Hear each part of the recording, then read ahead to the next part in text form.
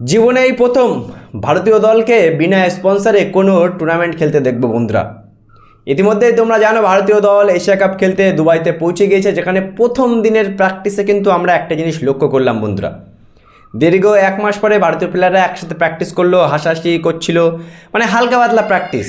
অনেকেই হালকা ব্যাটিং করেছিল, ক্যাপ্টেন সূর্যকুমার যাদবের সাথে কোচের অনেকক্ষণ কথা হচ্ছিল, মানে একেবারেই নর্মাল প্র্যাকটিস।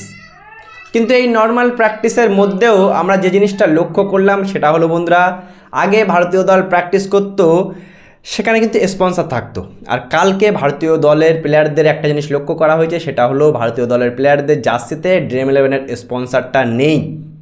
তার কারণও তোমরা জানো বন্ধুরা যে রিসেন্টলি পার্লামেন্টে একটা বিল পাস হয়েছে, বেটিং অ্যাপকে আর প্রমোট না করা, গভর্নমেন্ট তরফ থেকে নিষেধ করে দেওয়ার কারণেই এমনটা কিন্তু হতে যাচ্ছে বন্ধুরা। সুতরাং এবার এশিয়া কাপে ভারতীয় দল মাতাবে বিনা স্পন্সরে, বা এক প্রকারভাবে জার্সিতে স্পন্সর যখন থাকে তখন দেখতেও ভালো লাগে। কিন্তু হুট করে এই 1-2 সপ্তাহের মধ্যে কোনো বড় কোম্পানি বিসিসিআইয়ের সাথে নতুনভাবে চুক্তি না হওয়াতে এবারের এশিয়া কাপ কিন্তু আমাদের ভারতীয় দল বিনা স্পন্সরে খেলতে যাচ্ছে বন্ধুরা। এমনই এশিয়া কাপ বা ক্রিকেট আপডেট পাওয়ার জন্য বন্ধুরা আমার চ্যানেলটা অবশ্যই সাবস্ক্রাইব করে দেবে এবং ভিডিওটি ভালো লাগলে ভিডিওটি অবশ্যই শেয়ার করে দেবে।